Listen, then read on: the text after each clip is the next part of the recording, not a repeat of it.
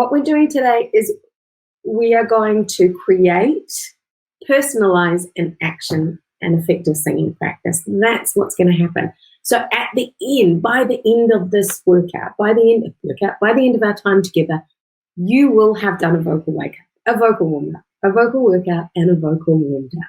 You're going to be feeling good. So I really want us to be intentional. If we're going to set aside whether it's 15 to 60 minutes of what we're going to do, we want to use that time effectively and get the most out of it. So this is the first part. Now, we are going to focus and relax. So once you've done your intentions for the session and you've kind of reviewed or filled in your vocal journal for the week, your tracker, it's time to connect with your body and observe it in real time. So all the other tracking is like, what's gone on? When did it go on? How did I feel? Now we're going to connect with how we're feeling right now. So we're going to do this. This is an active masterclass today, so please feel free to jump in. So then you would go to your journal and you would say, yes, I checked my posture. Yes, I did my singing stretches. Any areas that I'm holding tension in, jot them down. So then the next thing is to give your stretch for your voice.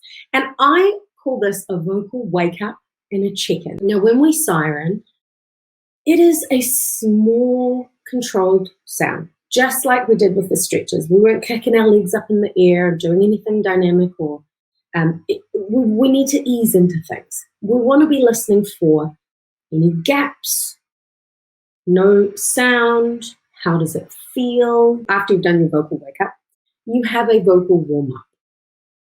And then you have the option, to do a vocal workout. Now, we'll talk about this in context really quickly, because as I share what's coming next with you, my idea of a vocal warm-up comes from my years of being a personal trainer and a gym instructor. You go to the gym, you get on the treadmill, well, this is what I did anyway, you would bike, and you would walk or row. You would warm up, usually specific to what maybe area of your body you were working, depending on your goals. So I would always talk to my clients first about what their goals were for their body and their health and their well-being, what they liked doing, what they didn't like doing. And then I would design them a program exactly with what I'm doing right now for you. I would design them a plan. And that plan, the exercises, would be very specific to what their end goal was. Most people would come and say, I want to improve my fitness and my health. And so I would give them something that would look after their entire being, warming up, working all their major muscle groups and isolating these small muscle groups that maybe needed a bit of attention. And then they would work on some core conditioning, and then they would stretch and they would go, warm down, essentially. That for us is the same thing as singers. Our vocal warm-up should be good for everything, right? It should be good for everything, but specific to what we're about to do. So if you're in your practice plan, if you've decided that you want to sing through some songs, which is what I'm doing currently, I would warm up using the songs that I am about to sing. But I won't do them in full voice, because you don't want to leave your best voice in the rehearsal room, which often happens. I've said here, vocal warm-up equals admiring or lightly singing through the songs that you're working on 3 times. But then what I call a vocal workout is what we're currently going to use as our vocal warm-up / workout. The reason I call this singing through scales a vocal workout is because it's specific to something. When you run through scales, it'll be specific to breath management or agility or coordinating on a particular voice quality. It's very broad spectrum. I mean, each of the sing-throughs I'm going to take you through today are specific for something, but it's generalized. And when you're singing a song, that's specific.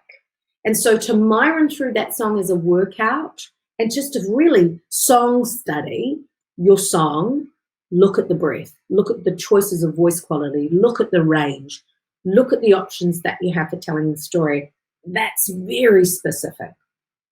But just a vocal workout is just running through scales, spotlighting elements, but you can use it as a warm-up if you do it lightly. Then the last thing that happens, of course, after you've done any of those, is that you would warm your voice down. Now, the best way to warm your voice down, or the concept of warming your voice down, let's get that first, is that you're bringing it back to a speaking level. So if you've been doing, a lot of work that has elevated your larynx, we have ligaments in our larynx and they kind of pull up like that. We just want to let them relax and be able to take through, like a stretch, through the full range of motion and bring them back to what's comfortable. I use a reverse siren. So I start at the top. And there you have a complete practice plan. You might like to look back. In fact, let me show you just before I jump to any questions. So you might have some space there where you're writing any songs that you're working on, and then any notes or thoughts about the practice session that you just did. You've got your vocal warm down, and you can then, after this, jot down any observations overall about your practice. And then I will think about what I'm going to work on in my next session, usually at this vocal warm down point, and write that down and make a plan and put it on my diary and schedule it so that it gets done.